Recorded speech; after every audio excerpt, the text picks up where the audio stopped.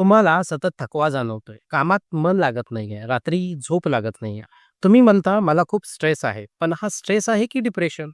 हा फरक ओळखणं खूप महत्वाचं आहे.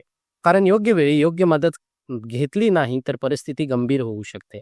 आजच्या व्हिडिओजमध्ये मी तुम्हाला अगदी सोप्या भाषेत सांगणार आहे, स्ट्रेस आणि डिप्रेशन यामधला फरक काय आहे आणि कधी तज्ञांच्याकडे जावं हेही आपण पाहणार आहोत.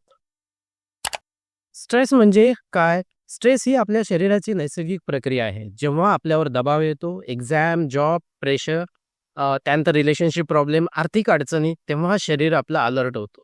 थोडासा स्ट्रेस चांगला असतो, तो आपल्यासाठी मोटिवेटेड करतो. पण समस्या कधी सुरू होते?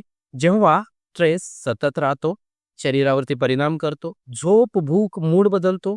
कॉमन स्ट्रेसचे सिम्प्टम्स काय-काय असू शकतात? तर डोकेदुखी असू शकते, चिडचिड असू शकते, झोपेचा त्रास असू शकतो, पोटाचे विकार असू शकतात, तुम्हाला थकवा येऊ शकतो.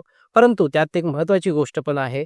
स्ट्रेसमध्ये आशा असते, आपल्याला वाटतं ही परिस्थिती संपेल. म्हणजे एक आशा आपल्याकडे असते, की ह्या परिस्थितीमधून मी बाहेर पडेन, ही एक आशा त्यामध्ये आपल्याला दिसून येते.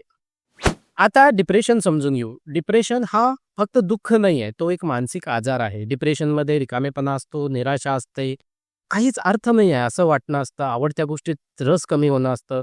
2 आठवड्यापेक्षा जास्त काळ ही लक्षणे जर का टिकली तर सावध राहा. याची मेजर सायन्स काय-काय असतात? सकाळी उठायची इच्छा होत नाही, स्वतःबद्दल अपराधीपणा येतो, भविष्य अंधारमय वाटणं सुरुवात होते, आत्महत्येचे विचार येतात. डिप्रेशनमध्ये थोडक्यात बोलायचं जे झालं तर आशा कमी होते. व्यक्तीला वाटतं की हे कधीच बदलणार नाही. चला सोप्या पद्धतीने तुलना करू. स्ट्रेस कारण स्पष्ट असतं, परिस्थिती सुधारली तर मूड सुधारतो, ऊर्जा काही प्रमाणात असते, हे स्ट्रेस आहे.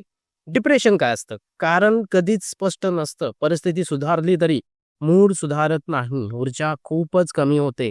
स्ट्रेसमध्ये तुम्ही थकलेले असता, डिप्रेशनमध्ये तुम्ही रिकामे असता. स्ट्रेसमध्ये तुम्हाला ब्रेक हवा असतो, डिप्रेशनमध्ये तुम्हाला जगण्यापासूनच ब्रेक हवा असतो. हा फरक समजून घेणं खूप गरजेचं आहे.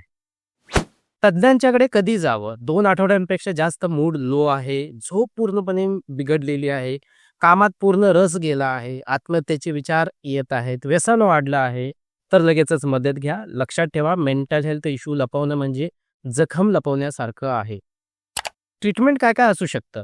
समुपदेशन, सायकोथेरपी, गरज असल्यास औषधोपचार, लाईफस्टाईलमध्ये चेंजेस. योग्य उपचार घेतले तर डिप्रेशन पूर्णपणे मॅनेज करता येतो. लाज बाळगू नका. हेल्प घेणं म्हणजे वीकनेसेस नाही, हे समजून घ्या. जर तुम्हाला किंवा तुमच्या ओळखीच्या कुणाला ही लक्षणे जाणवत असतील तर थांबू नका. आमच्याकडे ऑनलाईन आणि ऑफलाईन दोन्ही प्रकारची समुपदेशन सेवा उपलब्ध आहे. डिस्क्रिप्शनमध्ये दिलेल्या व्हॉट्सअप नंबरवर हेल्प असा मेसेज करा. पहिलं सेशन बुक करा. तुमचं मन महत्त्वाचं आहे आणि योग्य वेळी घेतलेली मदत आयुष्य बदलू शकते, हे विसरू नका.